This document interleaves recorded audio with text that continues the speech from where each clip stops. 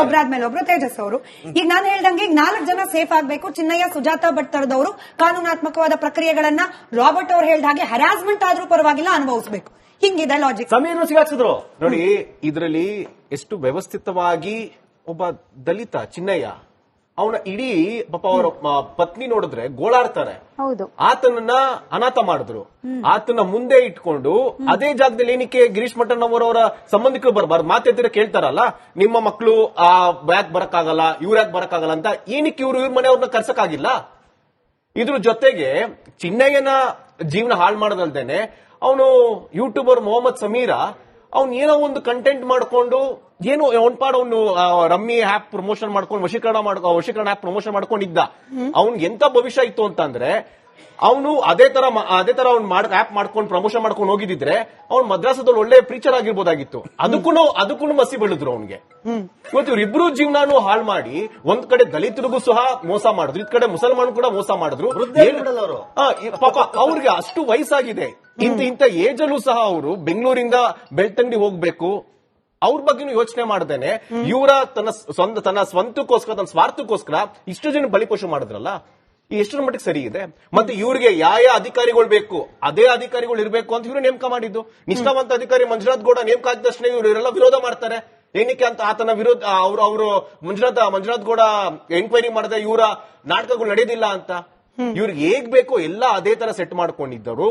ಮಾತೆತ್ತಿದ್ರೆ SIT ಕಚೇರಿಗೆ ಹೋಗಿ ಭೇಟಿ ಕೊಡುವಂತದ್ದು, ಮಾಧ್ಯಮಗಳ ಮುಂದೆ ವಿಕ್ಟರಿ ಸಿಂಬಲ್ ತೋರಿಸುವಂತದ್ದು.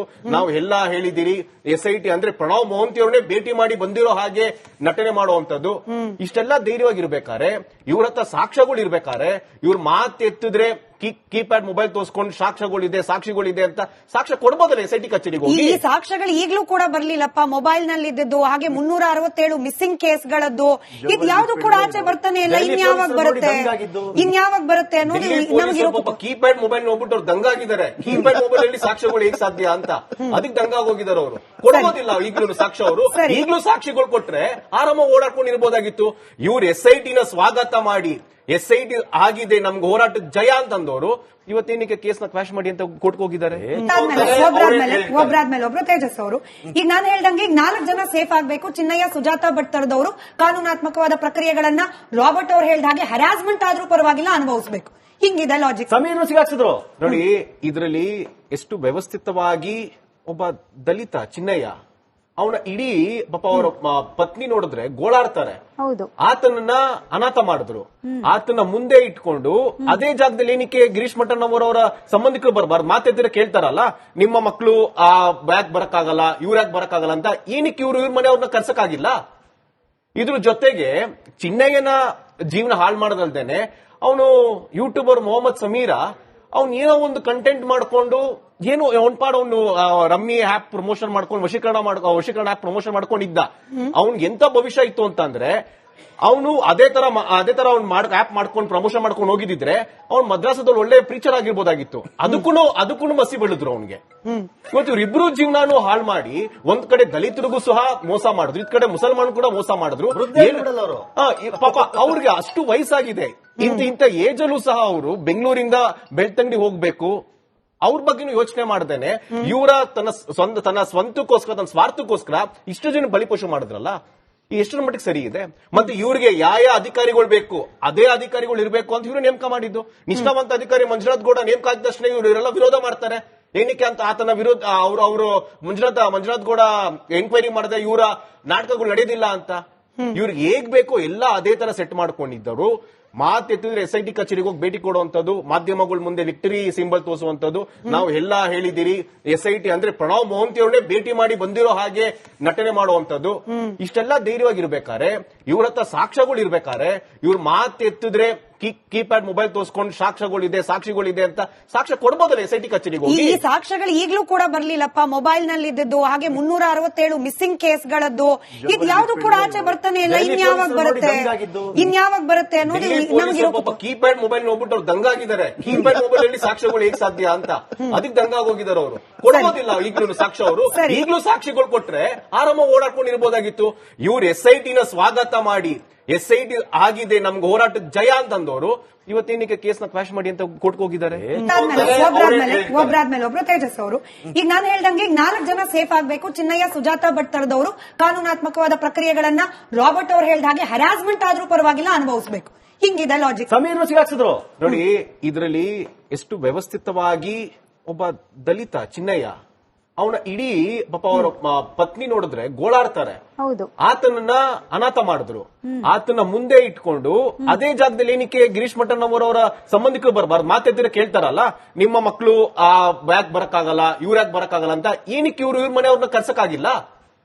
ಇದ್ರ ಜೊತೆಗೆ ಚಿನ್ನಯ್ಯನ ಜೀವನ ಹಾಳು ಮಾಡೋದಲ್ದೇನೆ ಅವನು ಯೂಟ್ಯೂಬರ್ ಮೊಹಮ್ಮದ್ ಸಮೀರ ಅವ್ನು ಏನೋ ಒಂದು ಕಂಟೆಂಟ್ ಮಾಡ್ಕೊಂಡು ಏನು ಅವನ್ಪಾಡ್ ಅವನು ರಮ್ಮಿ ಆಪ್ ಪ್ರಮೋಷನ್ ಮಾಡ್ಕೊಂಡು ವಶೀಕರಣ ಆಪ್ ಪ್ರಮೋಷನ್ ಮಾಡ್ಕೊಂಡಿದ್ದ.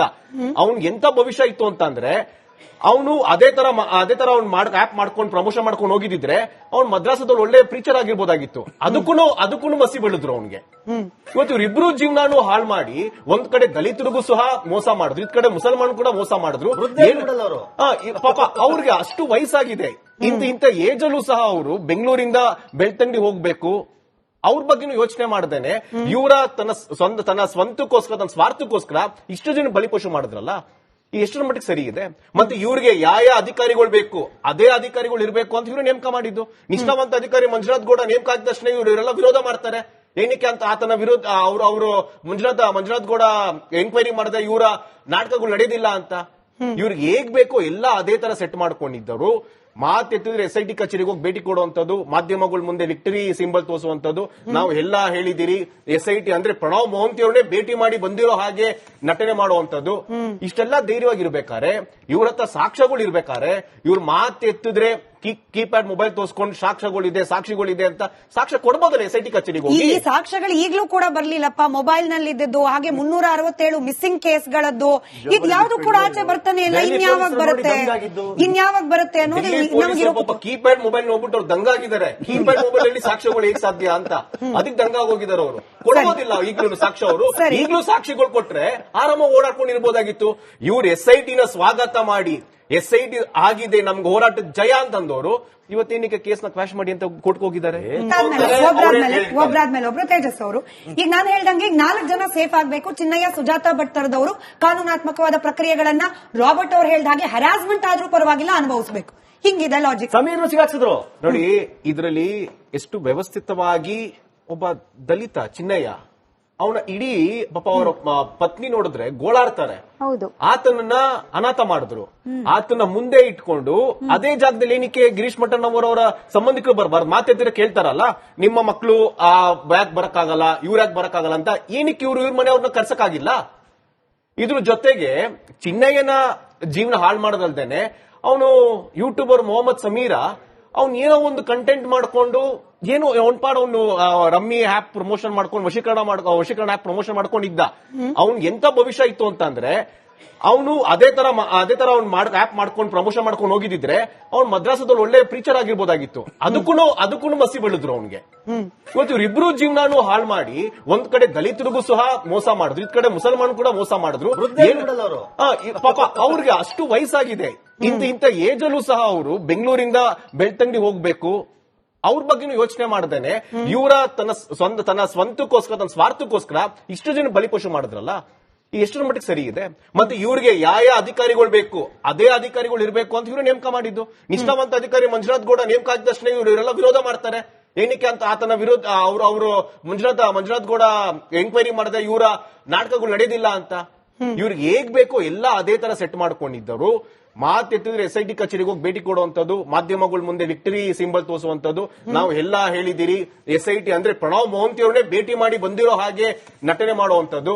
ಇಷ್ಟೆಲ್ಲ ಧೈರ್ಯವಾಗಿರ್ಬೇಕಾರೆ ಇವ್ರ ಹತ್ರ ಸಾಕ್ಷ್ಯಗಳು ಇರ್ಬೇಕಾರೆ ಇವ್ರ ಮಾತೆತ್ತಿದ್ರೆ ಕೀಪ್ಯಾಡ್ ಮೊಬೈಲ್ ತೋರಿಸ್ಕೊಂಡು ಸಾಕ್ಷಿಗಳಿದೆ ಅಂತ ಸಾಕ್ಷ್ಯ ಕೊಡ್ಬೋದಲ್ಲ SIT ಕಚೇರಿಗೆ ಹೋಗಿ. ಈ ಸಾಕ್ಷ್ಯಗಳು ಈಗಲೂ ಕೂಡ ಬರ್ಲಿಲ್ಲಪ್ಪ. ಮೊಬೈಲ್ ನಲ್ಲಿ ಇದ್ದದ್ದು ಹಾಗೆ 367 ಮಿಸ್ಸಿಂಗ್ ಕೇಸ್ಗಳದ್ದು ಇದು ಯಾವ್ದು ಕೂಡ ಆಚೆ ಬರ್ತಾನೆ ಇಲ್ಲ.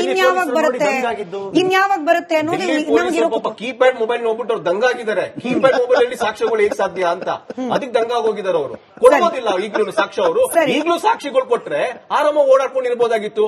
ಇವ್ರು SIT ನ ಸ್ವಾಗತ ಮಾಡಿ SIT ಆಗಿದೆ ನಮ್ಗೆ ಹೋರಾಟದ ಜಯ ಅಂತಂದವರು ಇವತ್ತೇನಕ್ಕೆ ಕೇಸ್ನ ಕ್ವಾಶ್ ಮಾಡಿ ಅಂತ ಕೋರ್ಟ್ಗೆ ಹೋಗಿದ್ದಾರೆ.